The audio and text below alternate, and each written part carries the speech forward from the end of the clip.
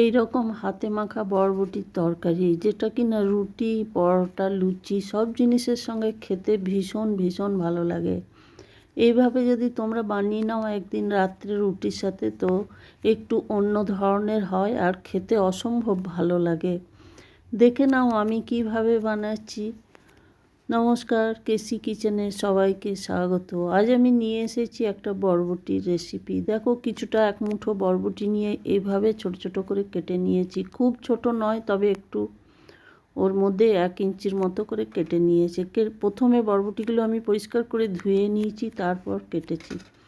তারপর দেখো, কেটে নেবার পর ওর মধ্যে আমি কিছুটা পেঁয়াজ গ্রেট করে দিলাম, তারপরে কিছুটা আদা গ্রেট করে দিয়েছি, নুন দিয়ে দিলাম পরিমাণ মতো, হলুদ দিয়ে দিলাম 1 চামচ, 1 চামচ ধনে গুঁড়ো দিয়ে দিলাম, ছোটো চামচের 1 চামচ কাশ্মীরি লঙ্কার গুঁড়ো দিয়ে দিলাম, তারপরে 1 চামচের মতো প্রায় আমি বেসন দিয়ে দিলাম।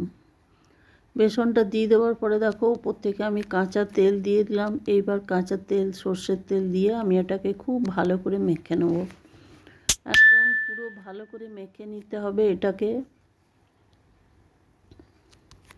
তোমরা যদি এইভাবে আমার মতো একদিন ট্রাই করে দেখতে পারো, খেতে ভীষণ ভাল লাগে আর এটা খুব তাড়াতাড়ি সহজে হয়েও যায়। তারপরে দেখো, এইদিকে একটা কড়াই চড়িয়ে আমি এর মধ্যে সর্ষের তেল গরম করে নিয়েছি। সর্ষের তেল গরম করে নেবার পরে দেখো, আমি 1 চামচের মতো কালো জিরে ফোড়ন দিয়ে দিলাম। কালো জিরে ফোড়ন দিয়ে দেওয়ার পরে একটা টমেটো আর 3-4টে আমি লঙ্কাকে গ্রেট করে রেখেছি, সেটাও আমি দিয়ে দিলাম। এটা একটু ঝাল ঝাল তরকারিটা হয়, শুকনো শুকনো, খেতে ভীষণভাবে ভালো লাগে। তারপরে দেখো, টমেটো আর লঙ্কাটা আমি কিছুক্ষণ ধরে একটু ভেজে নেব, তাহলে টমেটোর যে কাঁচা গন্ধ সেটাও চলে যাবে। টমেটোটা আমি 1-2 মিনিট ধরে ভেজে নিলাম। ভেজে নেবার পরে দেখো, ওইদিকে যে আমি বরবটিটা মাখিয়ে রেখেছি সমস্ত মশলাগুলো, সেটা আমি এবারে তেলের মধ্যে দিয়ে দিলাম। তেলের মধ্যে দিয়ে দেওয়ার পরে দেখো, এটাকে হাই ফ্লেমে খুব ভালো করে এটাকে ভেজে নিতে হবে।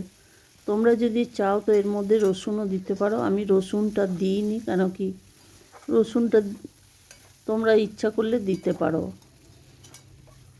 দেখো, এটা আমি খুব ভালো করে ভেজে নেবো, হাই ফ্লেমে ভেজে নেবো। তবে এটা মাঝে মাঝে লো টু মিডিয়ামও করে দিতে হবে, আবার হাই করে দিতে হবে আঁচটা, না হলে বেসন আছে তলায় ধরে যাবার ভয় থাকবে।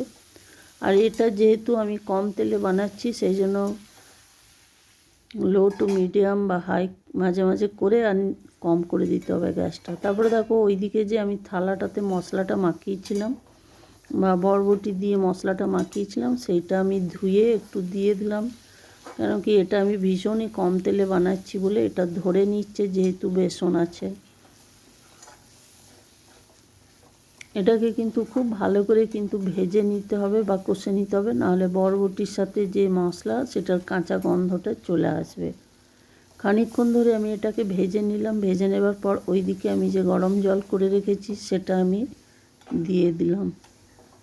এটার মধ্যে খুব বেশি পরিমাণে জলের প্রয়োজন হবে না, 1-2 কাপ জল দিলেই হয়ে যাবে। আর বরবটি সেদ্ধ হতে বেশি সময়ও লাগে না। আর এই রকম তরকারি কিন্তু রাত্রে রুটির সাথে তোমরা বানিয়ে নিতে পারো। দেখো, এটা আমি ঢাকা দিয়ে প্রায় 5-7 মিনিট লো ফ্লেমে রেখে দিয়েছিলাম, যেহেতু এটা বরবটির তরকারি। তারপরে দেখো, আমি ঢাকা খুলে দেখাচ্ছি, আমার জলটাও শুকিয়ে গেছে আর বরবটিটাও সেদ্ধ হয়ে গেছে।